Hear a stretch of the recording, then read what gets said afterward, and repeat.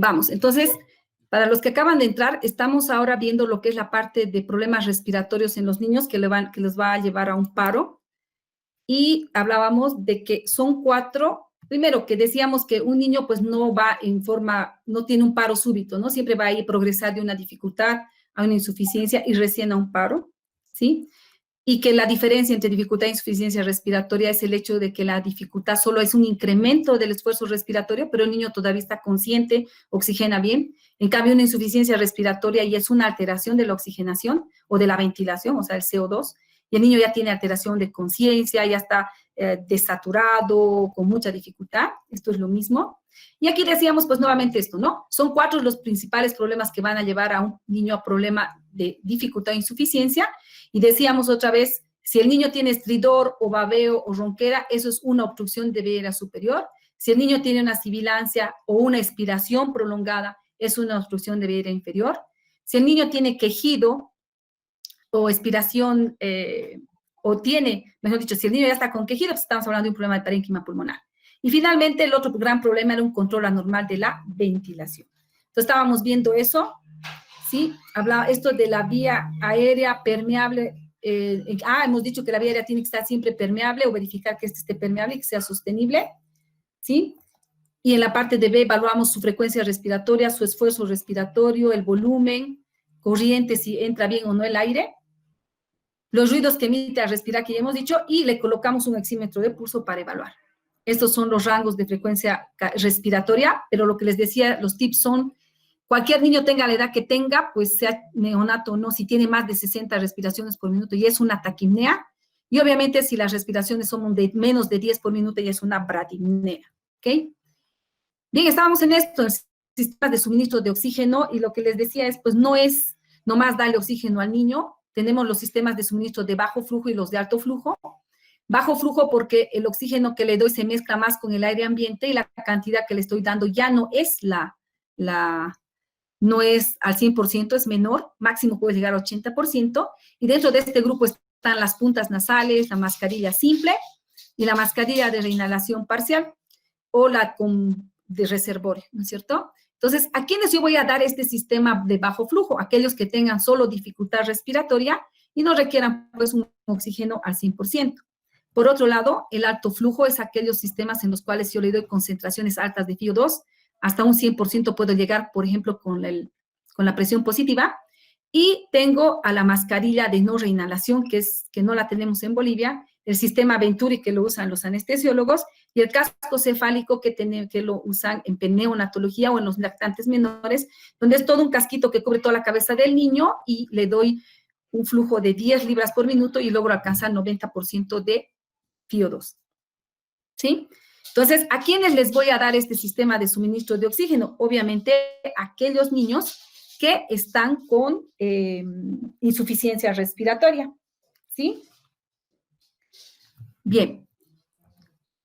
Entonces, si mi niño tiene un problema tipo respiratorio y solo es una dificultad, ¿cómo lo voy a abordar? ¿Cuál va a ser mi intervención? Permito que él tome o adopte la posición más cómoda posible, ¿ya? Les dije ya, si un niño tiene estridor y de paso yo le hago llorar, se va a obstruir mucho más su vía aérea, ¿ok?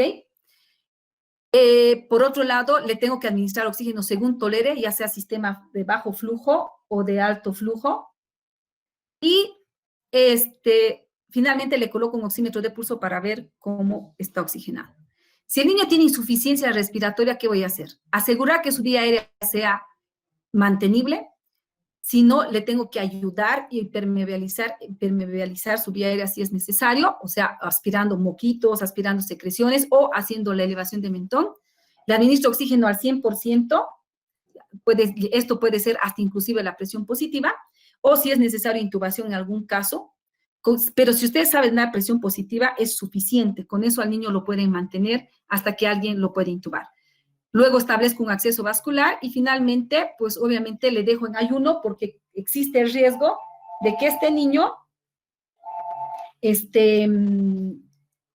pueda broncoaspirarse por el vómito,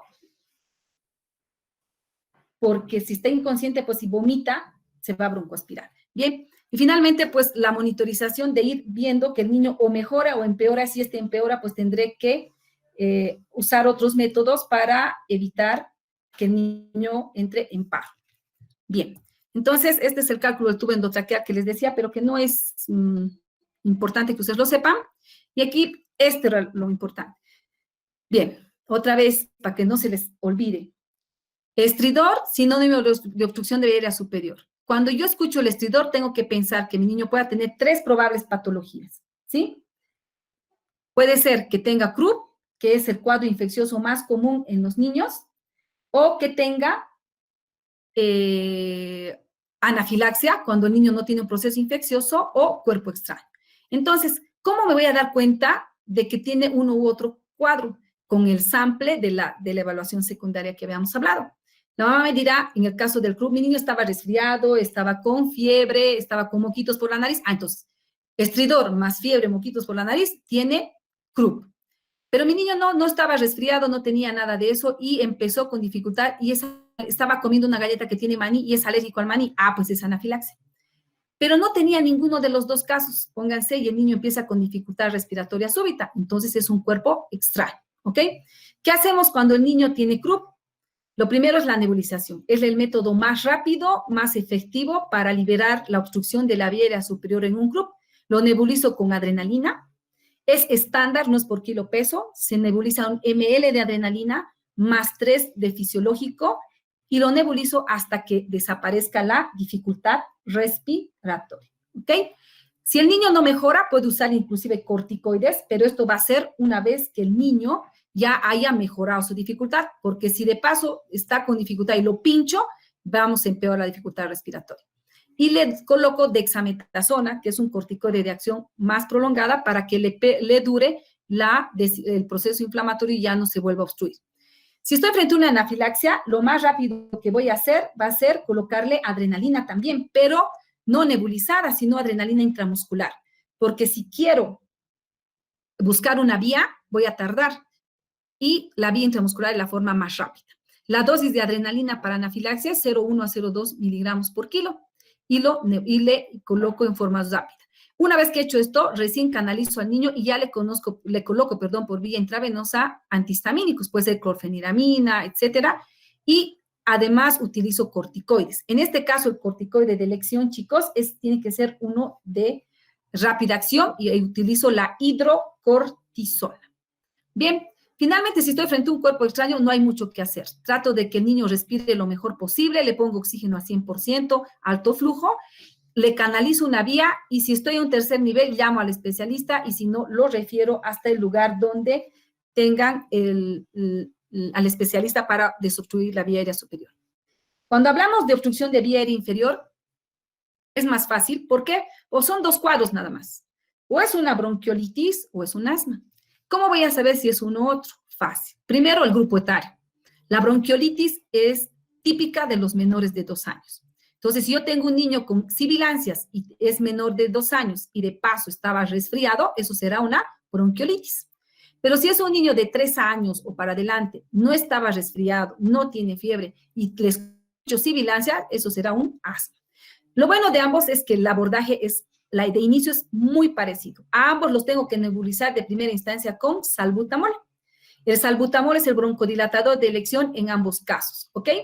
Entonces, se nebuliza con salbutamol a 1 gota por kilo, máximo 20 gotas, más 3.5 ml de solución fisiológica y lo nebulizo hasta que abra, hasta que la dificultad respiratoria y las sibilancias desaparezcan. Lo mismo con el... Entonces, en la bronquiolitis solo son nebulizaciones. Los moquitos le limpio, lo broncodilato y oxígeno y no hay más que hacer. En cambio, en el asma podemos hacer más cosas por la misma fisiopatología de la cascada inflamatoria. Aquí, aparte de nebulizarlo, también utilizo corticoides endovenosos o nebulizados. Utilizo epinefrina subcutánea también, si es que está muy grave el niño, para hacerlo en forma rápida. Y uso sulfato de magnesio endovenoso. ¿Para qué sulfato de magnesio? Me dirán ustedes. El sulfato de magnesio es un relajante de la fibra muscular, entonces de esa manera también producimos apertura de los bronquiolos y bronquios para mejorar el asma. Bien, entonces esos son los 2 cuadros frente a una sibilancia. Bien. Ahora, cuando hablamos de enfermedad de parénquima pulmonar y hemos escuchado obviamente quejido en el niño, tenemos que pensar que las patologías pueden ser de dos tipos. Una, las infecciosas, ¿sí? Una neumonía de tipo infecciosa. Otra puede ser una neumonitis química, cuando los niños se broncoaspiran con algún químico. A veces los papás guardan gasolinas y demás cosas en las botellas de refresco y el niño ingiere y se broncoaspira. Eso es una neumonitis química. ¿Cuál es el manejo? En una neumonía, oxígeno y canalizamos vía y antibióticos si es que el niño está con datos de insuficiencia respiratoria. Si es una neumonía, obviamente estamos hablando de niños graves, entonces sí este es el manejo.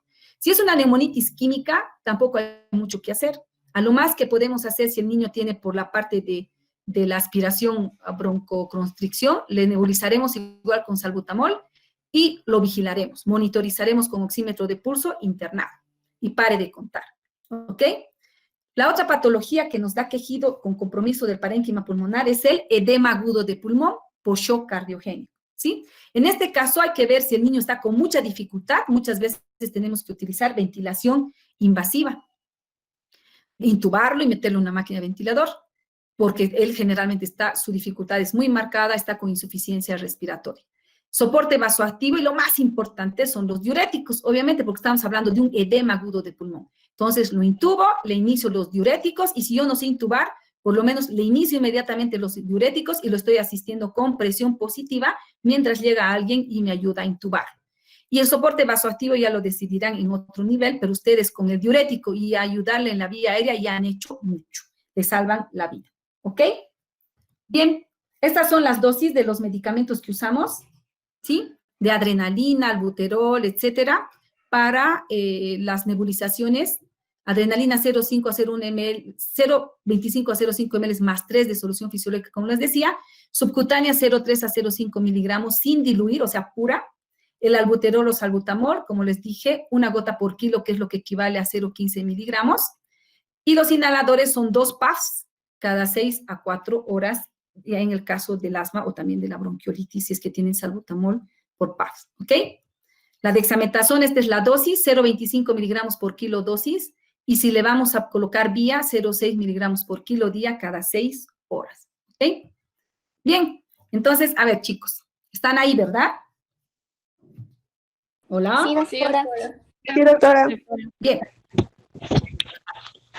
Les presento este caso. Miren, es un niño, o sea, vamos a tomar en cuenta todo lo que ya hemos dicho hace rato. Es un niño de 2 años que tiene un cuadro de 2 días de evolución con respiración trabajosa, que se ha agravado progresivamente. Inició, dice, con rinorrea, luego tos perruna. Entonces, esto nos cuenta la mamá y lo trae a emergencia. Cuando nosotros hacemos la evaluación inicial, que es ver su conciencia, cómo respira, cómo está lo circulatorio, lo vemos al niño ansioso, o sea, la conciencia no está tan alterada, ¿verdad? Está sentado en las faldas de su mamá y cuando veo la parte respiratoria tiene dificultad para respirar.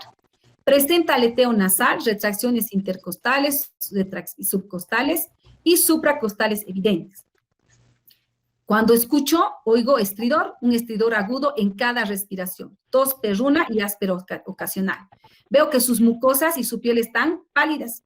Su frecuencia cardíaca es de 165, su respiratoria de 35 y su presión arterial de 115, 75. Y su temperatura 37,4. ¿Sí? Entonces, con esto, fíjese, solo hemos hecho una evaluación inicial. Con esta evaluación inicial, ¿qué tipo o qué problema tiene este paciente? Tiene estridor, ¿qué tendrá? Obstrucción respiratoria baja. De las vías aéreas superiores. Superior. Muy bien, tiene estridor superior. y por ende tiene una obstrucción de vía aérea superior, ¿no es cierto? Bien, ¿cuáles son las causas de obstrucción de vía aérea superior en los niños? El croup. Anafilaxis. Muy bien. Extraño. Anafilaxis, cuerpo extraño. ¿Qué tendrá este niño de los 3 cuadros? Croup. ¿Por qué croup? Por la rinorrea. Por la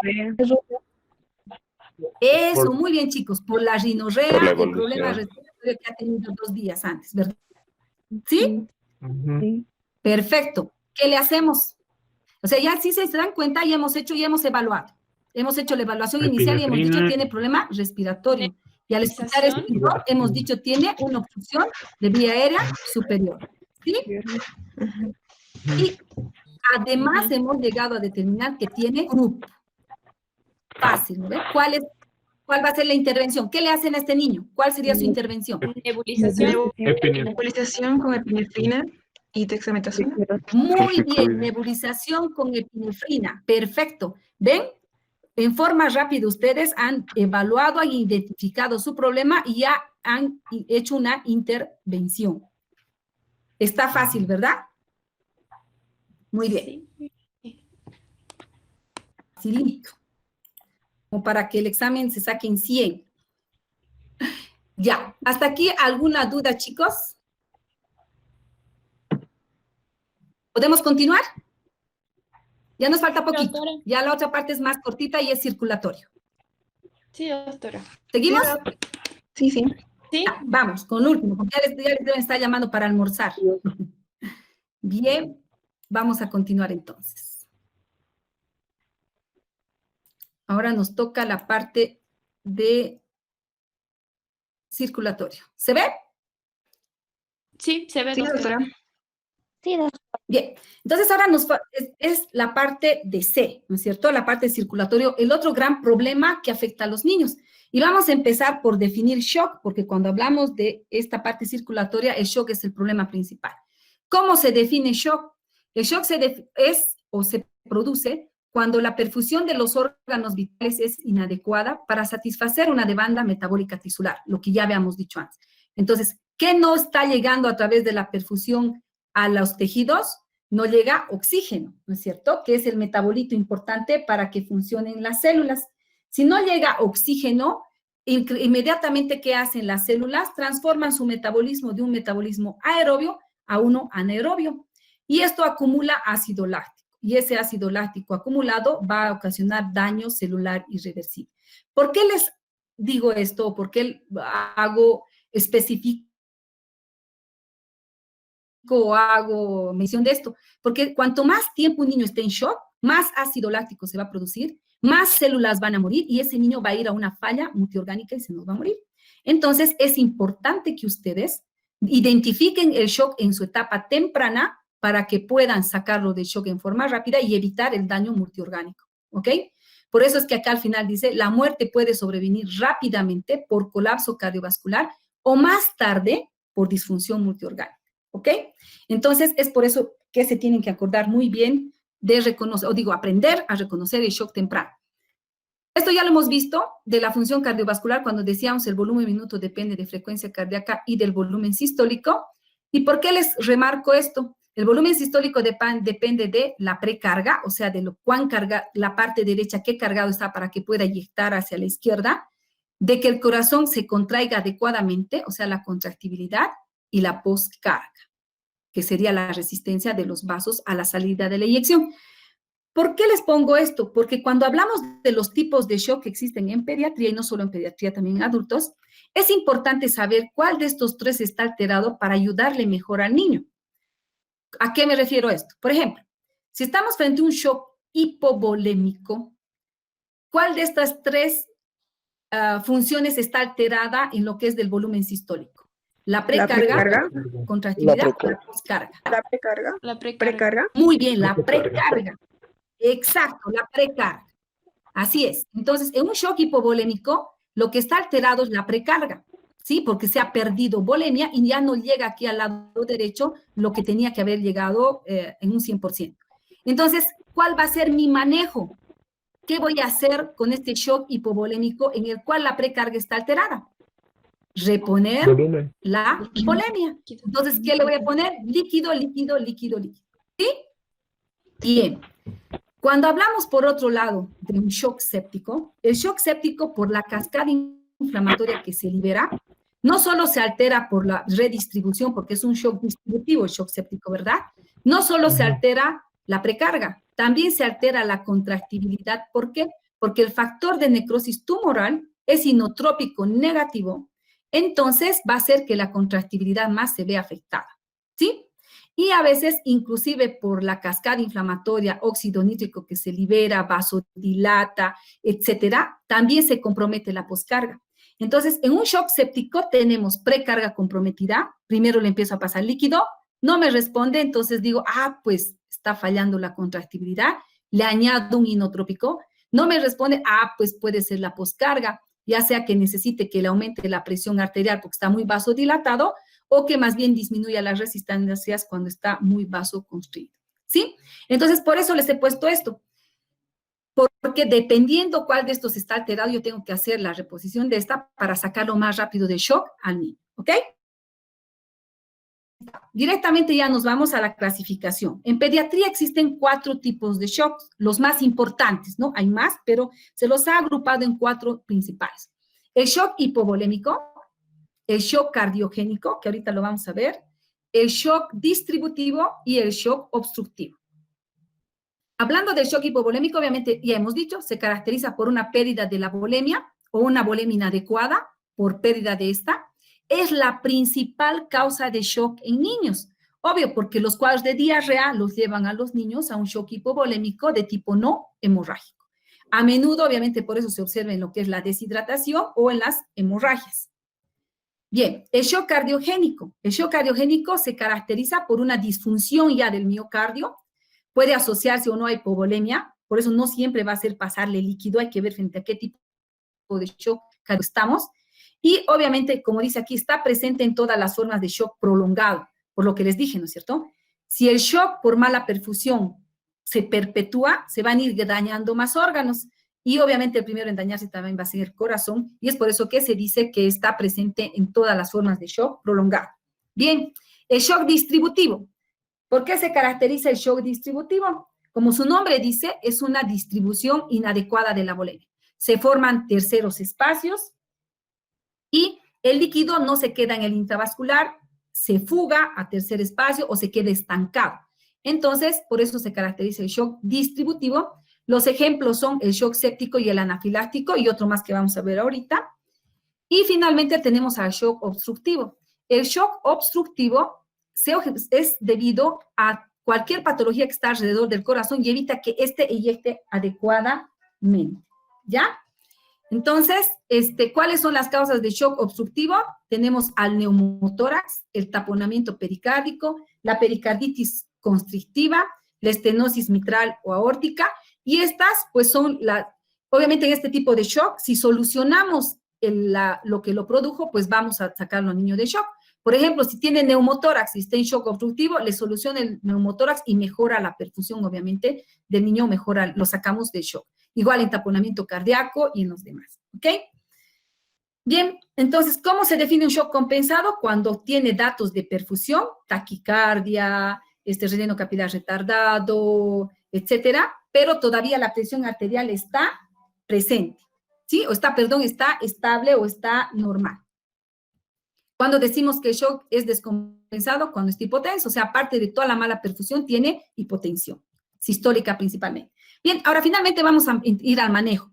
Si decimos que el shock es un estado de hipoperfusión y de disminución de lo que es la volemia, obviamente, ¿qué tenemos que hacer? De primera instancia, canalizamos acceso vascular y empezamos a reponer líquidos. ¿Con qué lo vamos a reponer? Con solución fisiológica o Ringer lactato. Cualquiera de los dos sirve y dependerá de qué tipo de paciente tienen, pero la mayoría prefiere fisiológico. Y si tienen un paciente, pónganse con antecedentes renales, pues tendrán que tener cuidado porque el Ringer lactato tiene potasio y por eso tendrían que tener un poquito de cuidado. Entonces, por eso que el fisiológico se constituye en el cristaloide de elección para reponer líquido frente a un shock, cualquier sea el tipo de shock que tengamos. Hablando de shock hipovolémico, puede ser no hemorrágico, o sea, todos los casos de diarreas, vómitos, etcétera, o hemorrágico cuando hablamos de traumas, ¿sí? Cuando hablamos de no hemorrágico, reponemos bolos de solución fisiológica de 20 ml por kilo en 10 a 20 minutos y hasta 3 cargas le podemos hacer y siempre viendo de que el niño cómo responde después de cada carga. O sea, le paso la primera carga y veo cómo está el sensorio, cómo está su perfusión, su relleno capilar, su piel si está caliente, fría, etcétera, y evalúo la segunda carga. Sigue igual, paso segunda carga, no mejora, tercera carga. La mayoría, cuando es un shock hipovolémico, con la tercera carga ya ha mejorado notablemente. Cuando ya estamos frente a un shock hemorrágico, aparte de las cargas, obviamente al ser un shock hemorrágico, también, la sangre perdida, tengo que estar pensando también en pedir paquete globular para poderle reponer. Entonces, hago primero bolos de Ringer lactato fisiológico a 20 por kilo, igualito 2 a 3 mientras me llegue la sangre, y obviamente empiezo a transfundirle apenas me llega el paquete globular. Bien, y pare de contar, ese es el manejo de shock hipovolémico. El shock distributivo, que es el más común en pediatría, el anafiláctico y el neurogénico. El shock séptico, ahorita lo vamos a ver en algoritmo. El anafiláctico es muy parecido en el club, hay que usar adrenalina intramuscular de primera instancia, antihistamínicos, corticoides, muchas veces infusión de adrenalina, aparte de las cargas que ya le estoy haciendo con solución fisiológica. El shock neurogénico, por el estado de gran vasodilatación que produce por la pérdida ya del control de lo que es el sistema simpático, empezamos primero con cargas de solución fisiológica 20 por kilo, hasta que logremos mejorar toda la perfusión y un vasopresor. ¿Por qué vasopresor? Porque les digo, el neurogénico produce un estado de vasodilatación, o sea, afecta la postcarga. Y mientras yo no mejore esa vasodilatación, no me va a mejorar solo con líquido. Entonces, además, añado vasopresor, como la adrenalina o noradrenalina en este caso, y mejora el shock y lo saco del shock. Bien, el shock cardiogénico puede darse por un trastorno del ritmo, que es más difícil, es manejo de especialidad, o puede darse por problemas de miocarditis, miocardiopatías. ¿Cómo manejo? Sí le voy a dar líquido, pero muy poquito, ¿ya? Solamente de 5 a 10 ml por kilo de fisiológico Ringer, y no le voy a pasar en 10 a 20 minutos, le voy a pasar en más tiempo. O sea, son bolos de cristaloide en menor cantidad y más tiempo. Le voy a pasar en media hora, en una hora, para reponer su volemia, pero ya estoy pensando también en usar infusiones de vasoactivos y pedir que alguien me ayude porque yo no lo voy a manejar solo. Entonces, empiezo con esto y ya estoy pidiendo ayuda. Pero ojo, cuando estamos frente a un paciente con shock cardiogénico, que además le escuchas tú crépitos en los pulmones, hígado grande, y a ti te parece que está con un shock, con un edema agudo de pulmón, no le pasas líquido. El manejo va a ser intubarlo, diurético, como hemos dicho en el edema agudo de pulmón, y de esa manera lo sacamos. Porque si le pasas más líquido, lo vas a encharcar más. ¿Ok? Bien, este es el algoritmo de manejo de shock séptico. ¿Cómo me doy cuenta que un niño tiene shock séptico? Obviamente es un niño con fiebre, proceso infeccioso, datos de respuesta inflamatoria, y de paso tiene mala perfusión, o sea, está con relleno capilar retardado, pulsos periféricos apenas se sienten, presión de pulso amplia, estado de conciencia alterado. ¿Qué hago? Vía aérea, le pongo oxígeno, segunda carga no mejora, tercera carga le estoy pasando, no está mejorando, ya llamamos al intensivista para que inicie en forma rápida, inotrópicos o vasoactivos, será adrenalina, noradrenalina, etcétera, pero ustedes hasta acá tienen que hacerlo rápido. Y hoy en día se dice que incluso, como les dije ya, tercera carga pasando, el niño no mejora, ya tenemos que iniciar en forma temprana el apoyo de aminas para sacarlo del shock, porque si se perpetúa el shock, estamos peor. Entonces, en terapia le harán acceso vascular central, iniciarán dopamina o dobutamina, línea arterial. Si no responde, ya se declara resistente, se inicia norepinefrina. O sea, esto ya es manejo de terapia intensiva, y lo nombro para que ustedes se den cuenta cómo se maneja después. Pero de ustedes, en primera instancia, tiene que ser esto. Vía aérea, oxígeno al 100% alto flujo, empiezo las cargas, mejoro la glicemia, y ya estoy pensando en llamar al intensivista para que le coloque un acceso vascular si no mejora. ¿Ok? ¿Entendido? ¿Sí? Sí, doctora. Ya. Finalmente, ya estamos acabando, chicos. Del obstructivo ya les dije, ¿no es cierto? En el obstructivo, como es por causa de neumotórax, por causa de pericarditis constrictiva, liberamos eso y el niño va a mejorar, ¿ya? Bien, aquí está este caso clínico. Es un niño de 2 años de edad, masculino, que viene por fiebre altísima de un día de evolución, y empieza a ponerse letárgico y le brota un rash en todo el cuerpo. Cuando nosotros hacemos la evaluación inicial, que es la apariencia, la respiración y la circulación, vemos que el niño está letárgico, no interactúa con el medio. En lo que es B, tiene incremento la frecuencia respiratoria, pero no tiene dificultad, solo está taquimneico, ¿ya?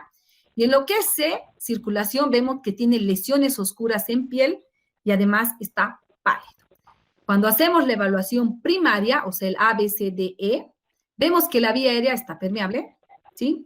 En B, frecuencia respiratoria de 30 y no hay signos de dificultad respiratoria y no emite ningún ruido al respirar. En C, que es circulación, su frecuencia cardíaca está en 170, sus pulsos periféricos ausentes, sus pulsos centrales muy débiles, su relleno capilar 4 segundos y su presión arterial es 68/30. Cuando hacemos D, que es la parte neurológica, está letárgico y no interactúa con el medio. Y cuando vemos la exposición, su temperatura está en 39 grados centígrados y tiene lesiones purpúricas en todo el cuerpo, con petequias y todo. ¿Ok? ¿Cuál sería la evaluación en este caso? ¿Frente a qué estamos, chicos? ¿Un shock séptico? Un shock séptico. Pucha. De primera instancia, un día en shock, ¿no es cierto? Por la mala perfusión. ¿Y por qué me dicen shock séptico? Por la Por fiebre. lesiones purpúricas, el rash. El rash Muy purpúrico. bien, muy bien. Fiebre y lesiones purpúricas asociadas, por eso es importante la exposición, ¿no es cierto? Entonces, si se dan cuenta, con la evaluación inicial y la primaria nomás, nosotros ya podemos detectar o hacer una adecuada evaluación y de esa manera una adecuada intervención. ¿Cuál sería la intervención en este caso? Mantener vía aérea Muy bien. y ¿Qué más? establecer un acceso vascular. Establecer un acceso vascular. Perfecto. Y Iniciar iniciamos. Epinefrina intramuscular. No, estamos metiendo un shock séptico. Es líquido, acceso Líquido vascular antibiótico. es más líquido, Controlar la hipoglicemia. controlar la hipoglicemia y alguien por ahí dijo inicio de antibióticos. Esa es la clave de manejo de shock séptico. Vía aérea, le pongo oxígeno, canalizo vía, le coloco, empiezo con las cargas de solución fisiológica, le inicio antibióticos, corrijo la glicemia y espero a que me responda a las 3 cargas. ¿Sí? Si no me responde a las 3 cargas, ¿a quién van a llamar? Al intensivista. A la doctora Cosillo, porque yo hago terapia intensiva. Yeah. Ok, me llaman a mí. ¿Ya, chicos?